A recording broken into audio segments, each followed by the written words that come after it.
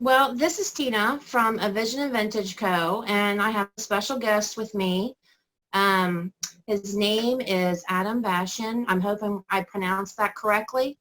You did, yeah. And he's from Dark Interiors. And Mhm. he specializes, well, he has it listed on his Instagram page that it's inspirational aesthetic for dramatic dwellings and cabinets of curiosity. So he's going to introduce himself and give us a little bit of his background as far as how many years he's been doing it, um, you know, when he got started, why he decided to do what he's doing. So I'm going to leave it up to him to kind of start it off. Yeah. Well, hi. As you said, my name is Adam Bashian, and yeah, I run Dark Interiors on Instagram. The handle is at dark.interiors, and yes, we do. We specialize in artifacts, oddities, with a more macabre edge to them, but a lot of natural history items as well. And we like to think of ourselves as curators of home museums. And it's the place to go if you want to have a really well-tailored and specific collection in your home. We try to source things that are very, very unusual, uncommon pieces that are true talking points. And really, we like to think of them as artifacts and incredible relics that you can own. So I've been doing it now seriously for about 6 years, I'd say. But I've been collecting my whole life, whether it was skulls and bones or Star Wars figures or Yeah. I collected haunted house props for a long time. Actually, I was in the haunted house industry for a while, and I had a lot of Halloween props. But I've always That liked the sounds more. neat. It was cool. Yeah, it's a cool industry to work for. But everything always kind of funneled me into this direction of collecting for sure. Hmm. Okay, and where are you located? I'm located in Jersey City, New Jersey, and we don't have a storefront, but that is where my home is, and that's where everything is based out That's of. where you work out of? Yeah, and that's where my home collection is as well. Okay, and you do offer very unusual pieces to people on Instagram. I've been present for a few of your auctions, and I love the items you choose. They're like you said, they're museum quality, high quality pieces for the collector. So can you give us a little information about that? Of course, yeah. So we do auctions every Friday right now at 7 p.m. Eastern time, and they're on Instagram Live. The date might change in the future of when we do them, but as of now, it's 7 o'clock on Fridays. And yeah, we have a great time. What we like to do is we like to assemble little bundle packages to auction. So you're not just necessarily getting one item, but we want to kind of give people a starting point for assembling their own cabinet of curiosity. So usually our auctions that a lot will contain like a book or, and a skull and a really nice piece of coral. And, we try to show you that assembly and creating a cabinet of curiosity is quite simple to start out, and we want to help you do so. But I source my pieces really from all over the world. Every piece that you see us sell is hand chosen. Nothing is ever bought in bulk. Nothing is ever bought that is mass produced currently. And yeah, we have sources from, all the way from Africa and Canada and Russia and Germany, everywhere we are getting pieces in. That's really awesome.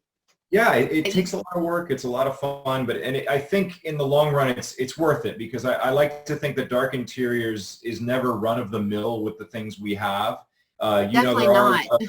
yeah, You are and there are a lot definitely of not. yeah, there are a lot of oddities dealers out there, and and that's fantastic. But we don't, our thing is we're not going to sell like bulk raccoon skulls or anything like that. We really try to be special about what we do. So you had mentioned skulls in there, and you deal in human remains. Also, you deal in animal remains. Now, have you ever had any issues with that? With, having problems with, you know, being shut down for any reason or anything like that because the human remains? Because I know it's kind of a foggy area. I mean, Well, you know, it's funny. It is, that's definitely one of the questions I get asked the most. And human remains, believe it or not, are perfectly legal to buy, sell, trade, and own in almost all of the United States. There are only a few exceptions to that, and that would be the states of Louisiana, Tennessee, and Georgia. And even in those states, you can still buy and sell within the state. It just cannot cross state lines. So yeah, okay. human remains are considered teaching tools. They're considered artistic reference, and they're really, you know, obviously you're not allowed to grave rob, and Darkinteriors would never get a grave rob Yeah. skull. We would never sell one. But yeah, all the skulls and bones that we sell, any human remain that we sell, is completely ethically sourced, meaning it came from a medical collection or a decommissioned museum collection, etc. So yeah, that's really not an issue. As far as the animal pieces, there are a lot of regulations around what animals you can and cannot sell or possess, and we do our best to stay up to date on those laws and regulations to avoid selling things that we shouldn't be selling. Yeah, I noticed when I did read an article regarding that they stopped importing from, I think it was India, Yes. and they stopped, well then I think China picked it up, and then I don't know that they still do it, but they said there are or were instances where they were kind of unsure, you know, that's why they stopped the import from India, whether or not people were actually getting, you know, whacked for the purpose of, you know, shipping their remains over to the U.S. for sale. But yeah, that's just crazy when you think about it. But all of the stuff that you deal in and that people deal in these days is, like you said, a museum or something that is closed down, a personal collector who maybe possibly had, you know, something that he acquired through educational purposes where, you know, they had like a skeleton that was disassembled, that was an antique from, you know, a classroom that they taught with, number of different things like that. So I think people need to really understand that and not, you know.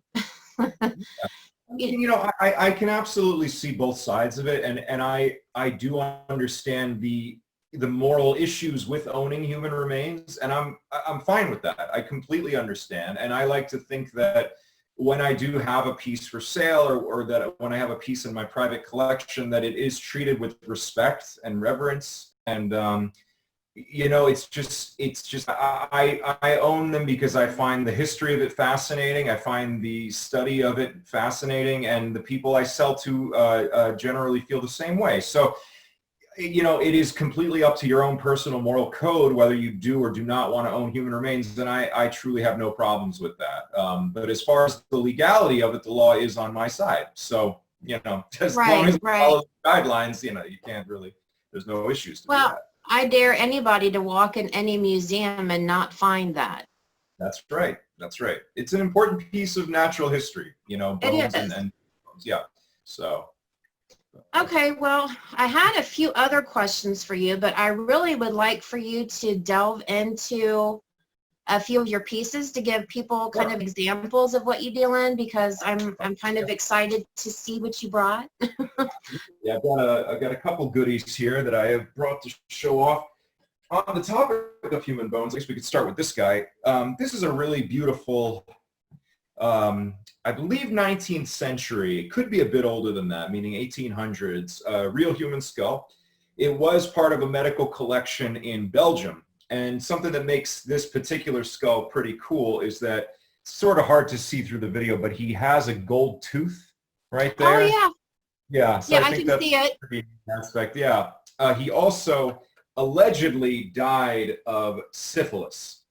And that's what all this is. Oh. That is scarring. Yeah. So it's a pretty fascinating medical pathology skull. It's rare to find examples like this. Obviously not you're not going to find many contemporary examples of it because syphilis is quite treatable now. But in the 18th and 19th centuries, it was a pretty deadly disease. Right. So sometimes in older specimens, you will find evidence of syphilis. So it's a pretty cool piece. And he's got a really beautiful look to him, nice, robust old skull.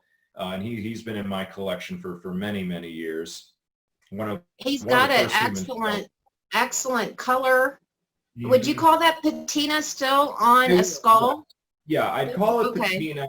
Generally, you see skulls with this darker color through a lot of different reasons. It could be through a lot of handling. If they were medical specimens, they were handled quite a bit, and the oils from the hands would get on them and start to stain them. It also could be from dust. As a lot of collectors know, good patina actually comes from dust. So if you've had a skull sitting on a shelf in a museum for a long time, it's going to get that beautiful caramel color after a while. Yeah, and of course, that's not gorgeous. Yeah, it's a really great piece. Well, that's good to know that dust is good for something, Yeah, it is. It is. It has its purpose in the collecting world for sure. I've also got this piece. This is arguably one of the most important pieces in my collection, certainly one of the most valuable. It's an authentic human shrunken head. And it was done by the Shuar people of South America, specifically Ecuador. And a lot of people, I'm sure, have heard about shrunken heads. They're quite popular in media and television and whatnot, but not a lot of people know the real tribal and religious significance that the Shuar people saw in the shrunken heads. So essentially what would happen is a young warrior would go on a head-taking ritual as a way to prove his manhood. So he would find an enemy tribe. He would take the head of a male member of that tribe. They would go down to the side of a river, often the Amazon River, and they would cut the head right down the back. They'd peel off the skin, remove the skull, throw the skull into the river to appease the anaconda god, and then they would sew the skull or sew the head back up. They would plug up the eyes, the nose, and the ears and sew the lips shut, and they'd boil the head. And essentially what it would do is shrink it like you would shrink leather. You tanned the skin essentially, and it became human leather. Then also they would add hot sand and stone inside, and that would further the shrinking. And then the chief of the village, or the medicine man, would take a hot rock and reshape the form of the face into the head. So there were a lot of rituals that went on after that as well, and the true process of the head taking, of the shrinking ritual, lasted a year. After the year was up, the head was no longer considered sacred. It was no longer considered of any spiritual value, and it was discarded. Most often it was traded with Westerners for guns when these started to become a curiosity that people wanted. But the cultural significance of them was that if you shrunk the head of an enemy, you're essentially taking their soul away. They believed in 3 different spirits, and the one that inhabited the warrior was one of the most important spirits to them. So to remove that spirit from your enemy was a sign of great power and great strength for you as a new budding adult, a new male in the society, as well as the entire village. So it really is a fascinating ritual. And the history of shrunken heads is just incredible, and that's why the lore of them is so strong within popular media. But it is very rare to find them in collections, especially this quality. And currently, Ripley's, believe it or not, has the largest collection of shrunken heads in the world. So I'm happy I have my one and that she is in such great shape. But yeah, very cool. Aren't the shrunken heads normally all males?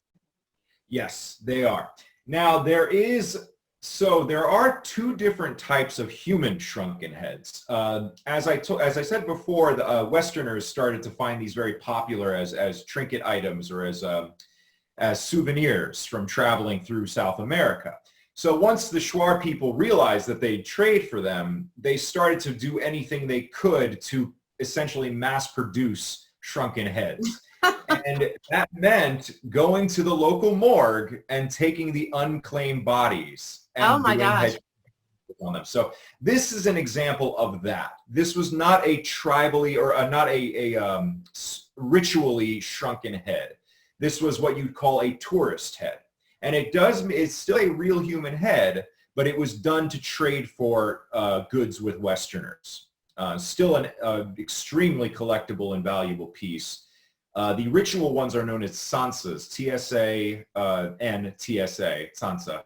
And they are extremely hard to find. They can go anywhere from, $20,000 up to $100,000, very collectible pieces. But these stay a bit cheaper, still quite expensive and valuable. But yes, you are right in that if it were a ritual head, it would most certainly be a male. They would never have taken a female's head or a child's head, or for that matter, even a Westerner's head. Okay, a little bit of information there, but yeah, that is really neat. I did not know about the trade heads. Yes. That was a new one. That was a new bit of information for me there. Yeah. That's cool. Do you have anything else? I sure do. Hang on one second. Let's see. This is a great piece. I wasn't quite sure how many pieces you actually collected to show us. I've got a nice little array here. I mean, I could do this all day, all week probably, with all the things in my collection, but this is some of the greatest hits, as it were. So this is a really special piece, and I'm going to carefully remove the glass dome from it. Is that an antique dome? It is. It's an original Victorian glass dome, and they are exceedingly rare. I collect them as well. It's gorgeous. It is. It's a great one, and to find them is because a lot of them broke over time, But this may not look like much, but this is one of the rarest birds you will ever see in a taxidermy collection. This is a passenger pigeon. And for anybody who's into natural history, yes, you may know that the passenger pigeon actually went extinct in 1915. They, at one time, were the most numerous bird in North America, and reports said that they clouded the sky and that the massive amounts of them in flocks would actually cause the sun to darken. That's how many they were, how numerous they were. But then, unfortunately, they became somewhat of a pest. And also, human beings being human beings decided to start killing them because they were such an easy target. So slowly but surely, the passenger pigeon went from outrageously numerous to none at all. The last known example was a pigeon named Martha, who lived at the Cincinnati Zoo and passed away in 1915. But this is my example of one. So this one was probably done in the turn of the century or so, judging by the style of taxidermy that it is. But obviously an extremely rare and remarkable piece of taxidermy. Very, very proud. Yes, it is. Yeah, and this was actually found by me in a bookstore in Detroit. It was in the basement of a used bookstore amid some other Did they even know what they had? They had no idea. And frankly, at first, I wasn't sure either. I do love birds, and I thought it had the right look, but it's hard to say because they do resemble pigeons or doves, common ones. But I got it looked at by the Smithsonian, and I had some ornithologists take a look at it, and they confirmed that it is indeed an authentic passenger pigeon, most likely a female. And that was definitely a score. Yeah, it sure was. Yeah, I got very lucky with that one. And that's happened. A lot of times I've noticed it's when you get something, it's always, being at the right place at the right time. Yep. Yep. But I mean, feelers out constantly. It's a never ending, you don't get a day off really. You just got to always be looking, and that's when you find the gold. Yeah, well, you definitely found some gold there. Yeah. How much would you say? How much would you say that would probably be worth right now? This pigeon, it's very difficult to say.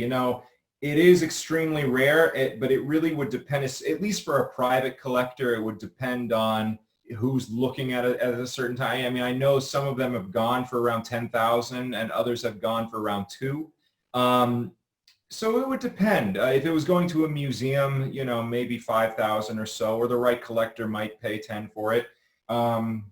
As of now, I don't really have a number in mind because she's good in my collection. Yeah. But yeah, it's definitely a higher budget item, high ticket item for sure. Okay, now if somebody wanted to start a collection, say Mhm. they watch this video and they're totally inspired, Yeah. where would they start? Well, I mean, you'd start at darkinteriors on Instagram. That's a shameless plug. No, but If there's one thing I'm good at besides collecting, it's shameless plugs. But no, I but would you do have very good items at very good prices. thank you. I appreciate Because it. I've noticed that the lots that you have, some of the times, well, it depends on who's tuning in and who's bidding, of course. Mhm. But some of the times it's like you could, if you wanted to, resell one of the items in the whole little package you've got going on there and make your money back. Yeah, oh, absolutely. And I'm very fine with that. I want, I want our auctions to not just be a source of income for myself. I want them to inspire people to collect more and to enjoy the hobby. So if that means that you can buy a lot from me and then go ahead and resell and flip, I mean, that's great. That's what we want to do. We want to show people how great this hobby is, how fun it is, how educational and interesting it is. So more power to them. And frankly, the lots that we have, I've been collecting for so many years that I've got plenty. I've got enough. I can let a couple things here and there go for a loss, and I'm happy to do it if it's going to a good home. That's awesome. Mhm. Yeah, because I was just shocked at some of the winning bids and that on there, and I was just like, why do I have to be broke right now? But But I am definitely, well, that piece that you've got that's coming up with the Victorian hair, the one with the cross, that yes, is that'll be in this. is Yeah. a very unique piece because I've never seen anything like that. Yeah, I have quite a bit of hair art in my private collection, and it's funny, talking about price points of things. I find that the oddities market, as it were, it ebbs and flows so much, and I'm trying to boil it down to like a concrete method, but it seems like it has to do with if somebody posts a picture of a certain item and it looks really good in their collection, that item all of a sudden becomes something everybody is hunting for. So let's say some big shot in the industry posts a picture of an elongated skull. All of a sudden, everybody in the hobby wants an elongated skull. So for a while, yeah, it seems to be that simple. So for a while, I know post-mortem photography was very popular. And whenever I had it, I couldn't keep it in stock because people were it was flying off the shelves. And then one day it kind of just died, no pun intended, but it kind of died. Yeah. And I didn't really understand it. But I think it just that either it priced itself out or people kind of had their fill of it. And, the next thing came along and everybody was really swept by that. And everything goes in cycles. So. Well, I've noticed, it seems to me like it's grown. The amount of collectors out there has grown. Yeah, for sure. So, I think the demand is definitely higher than it was before. It is, but it sort of depends on what the piece is that people are looking for. I know for us, books are a sure thing. We always have books in stock. We always have medical books, occult books, unusual books, old printings of Dante's works, of Edgar Allan Poe, of Kipling. All those are pretty consistent sells for us.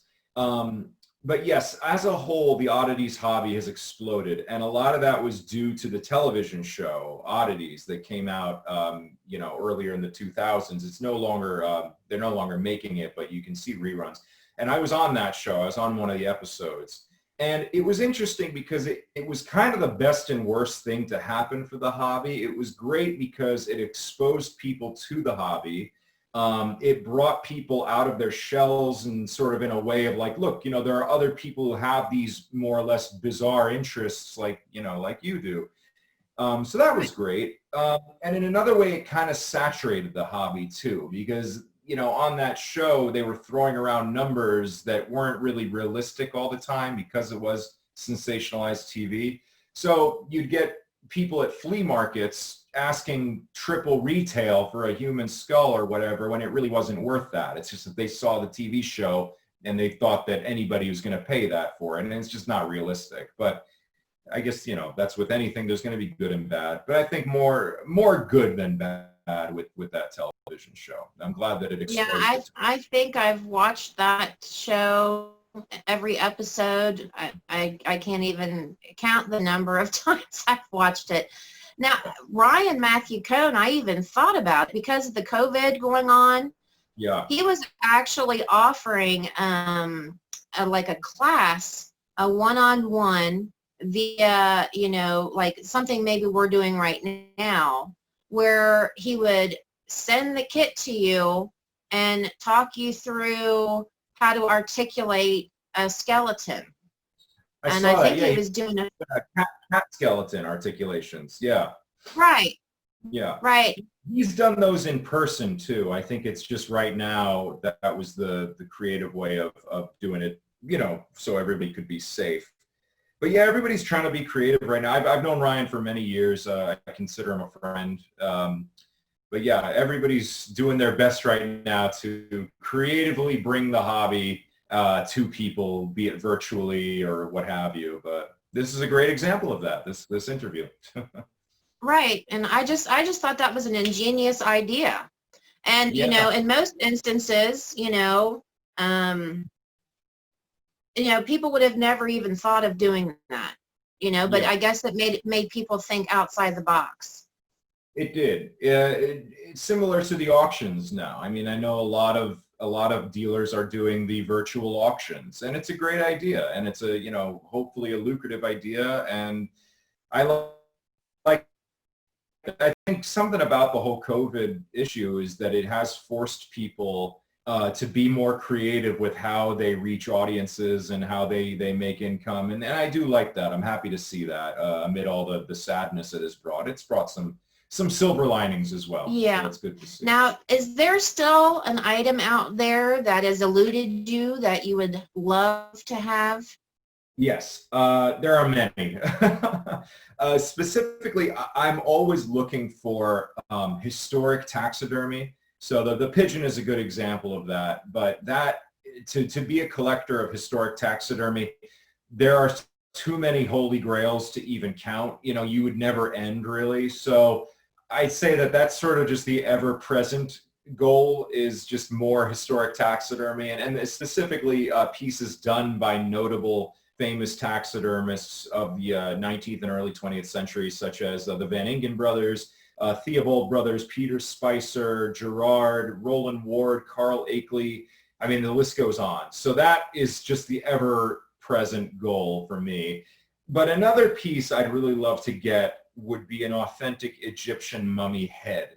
And they do come. How would you even go about acquiring something like that, lest, go over to Egypt yourself and just kind of start digging, Is there even a way? Is that even a possibility?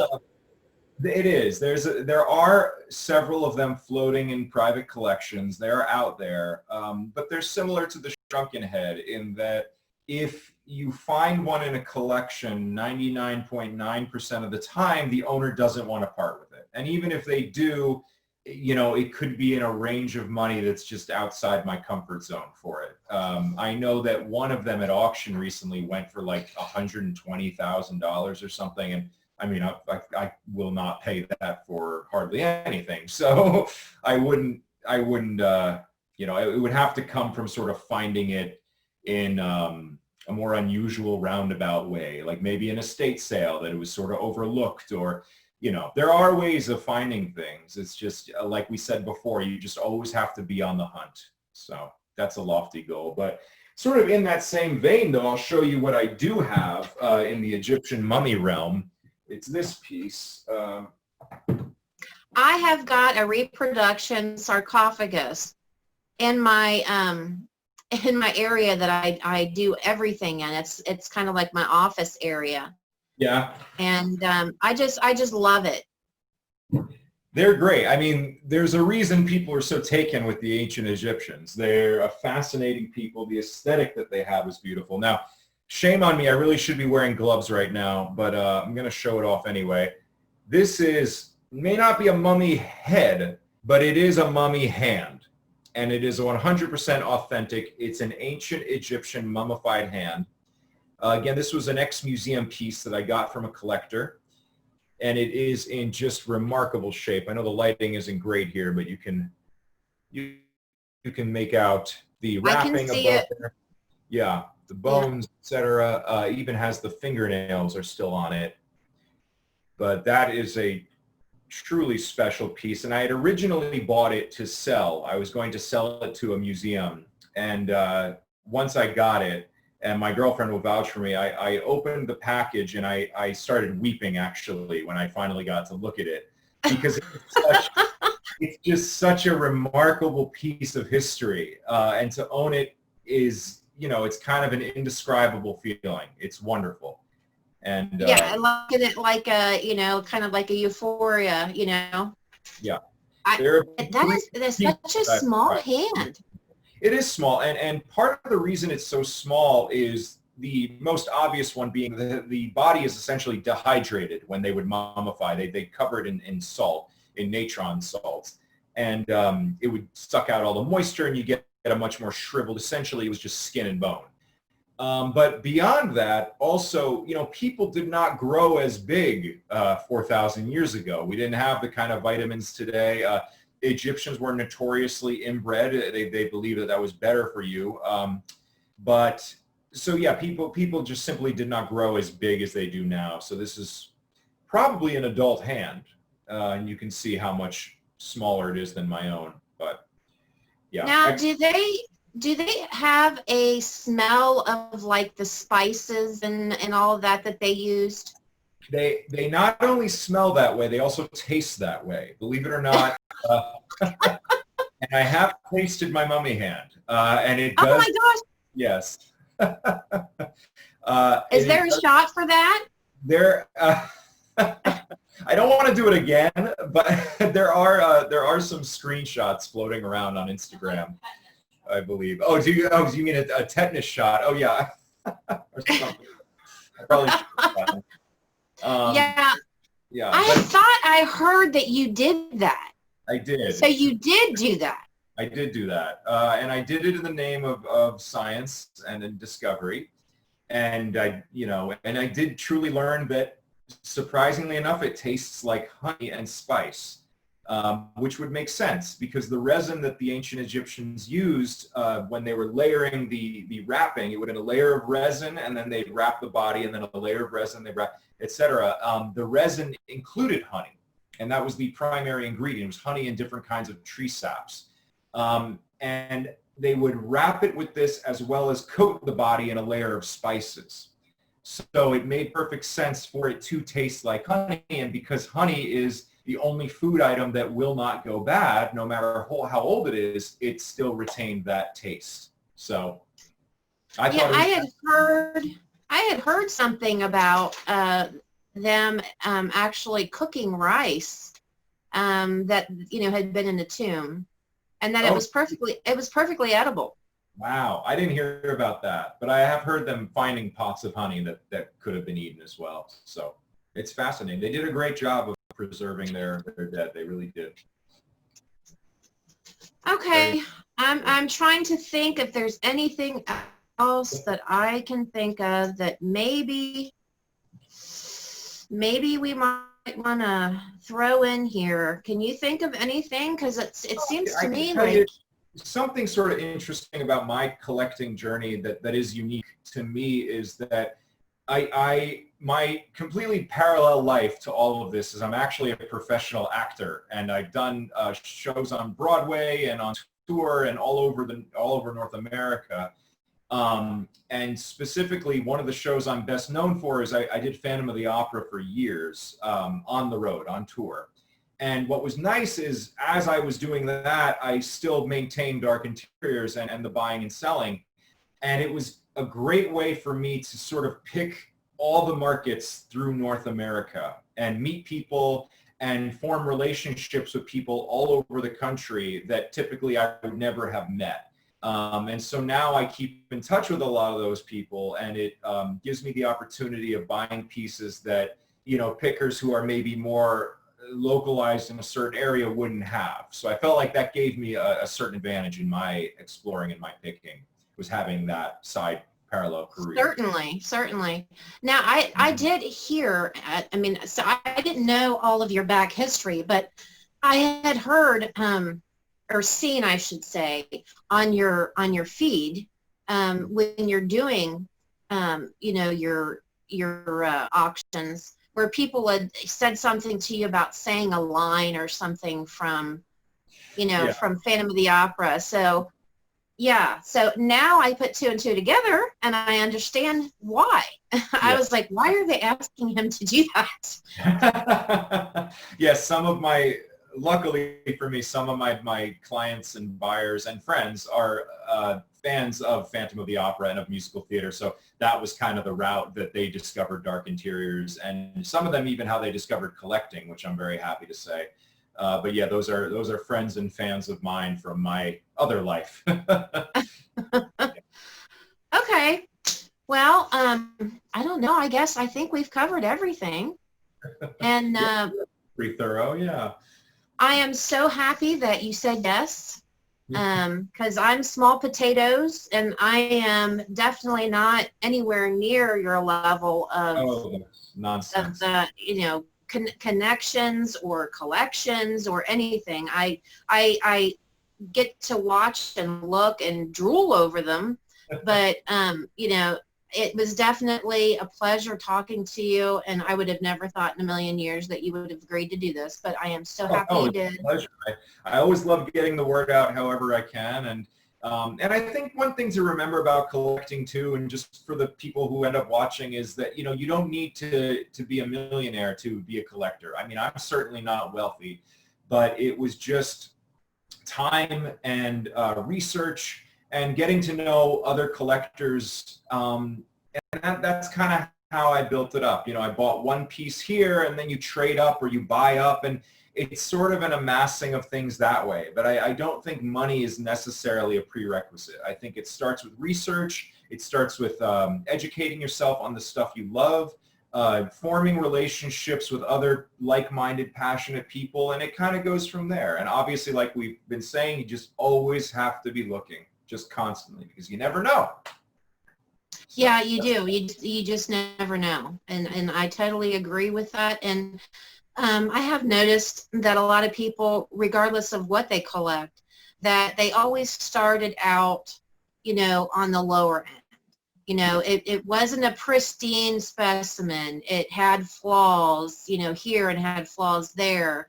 And then as they progressively, you know, got more into it and researched and, you know, acquired contacts like you did, their collection became better, you know, more evolved, and then they would sell the other pieces that they started out with to somebody who wanted to kind of get into it themselves. So it's like, yeah, it kind of rolls the full circle. Absolutely. So, Absolutely. And, you know, even the quote unquote lesser pieces, I mean, my philosophy with collecting as well is, you know, if you like it, then collect it. It doesn't have to be the most pristine thing. A lot of the pieces in my collection would not be considered A quality, but they speak to me in a certain way, and I find them charming, or I find them fascinating, and that's what it has to be about too. It's got to be 100% about what you are inspired by. And I know too many collectors who just, they have blinders on, and they will only, you know, get this one thing, and they're kind of missing all the beautiful things that they've encountered along the way. But that's, you know, that's their journey too, and I guess I should respect that. If that's what they want to do, that's what they want to do. But you know, I think you can have a gorgeous collection of very, you know, low-end pieces, so to speak. I've seen beautiful assemblages with, you know, things that cost nothing. So it really, money is not all that important, I think.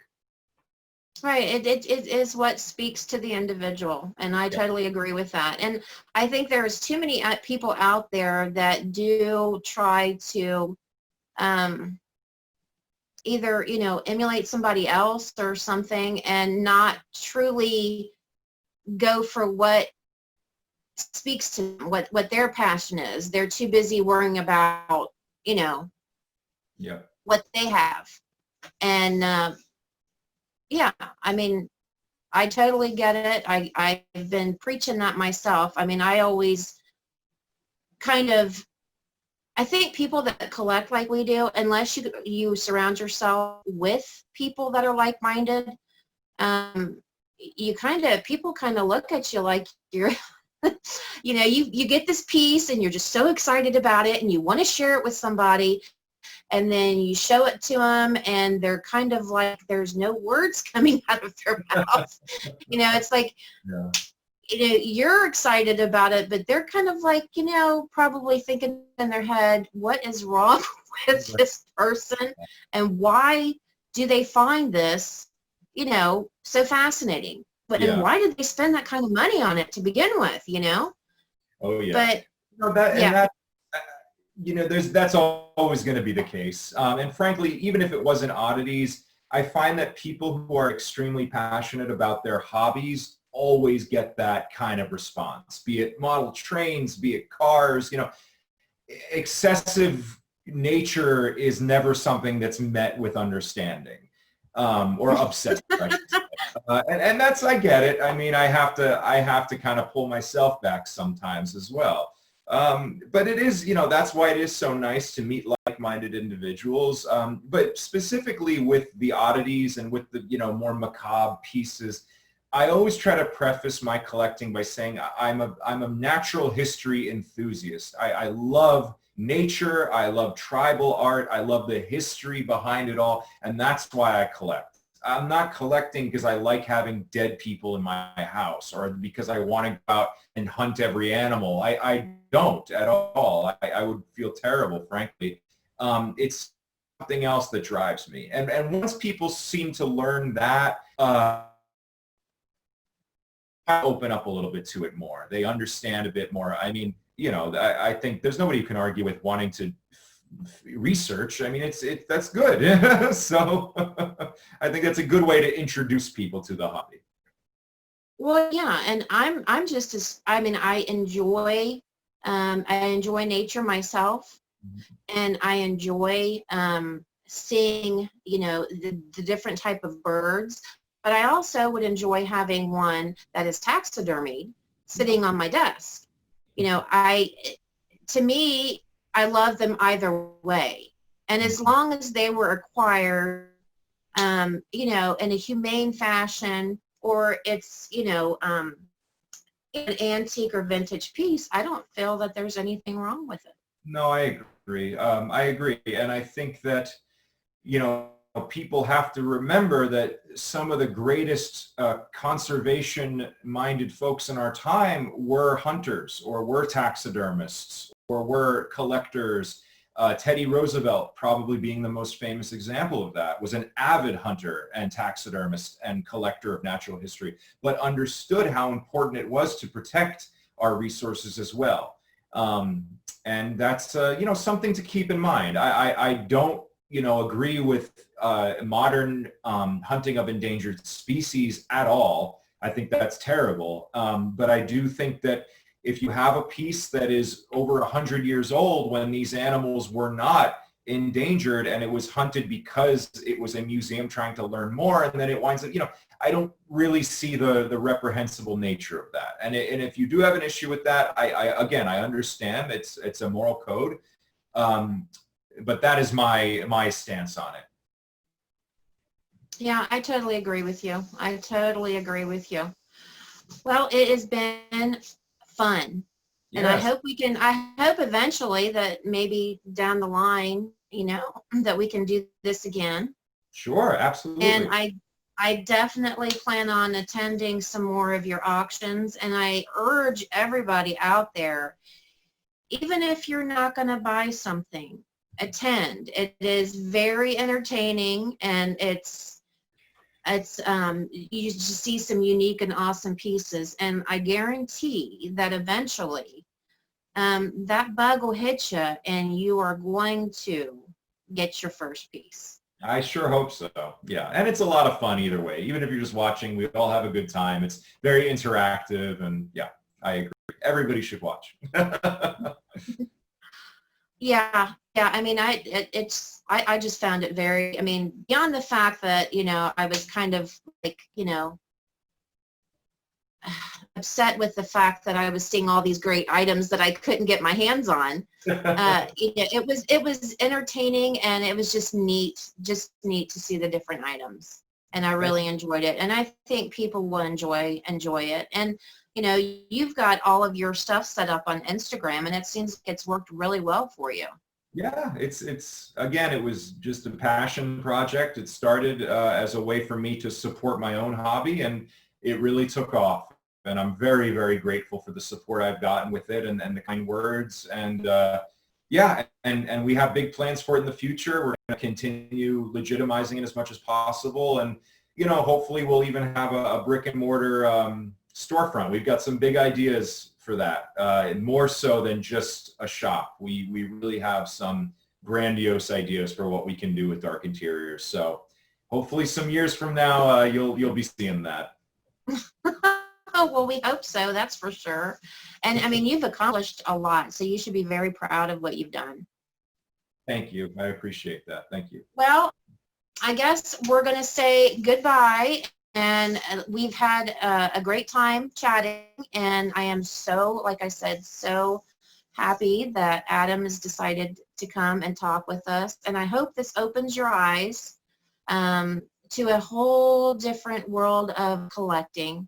It's definitely something that is a niche, but it's very, very interesting, educational.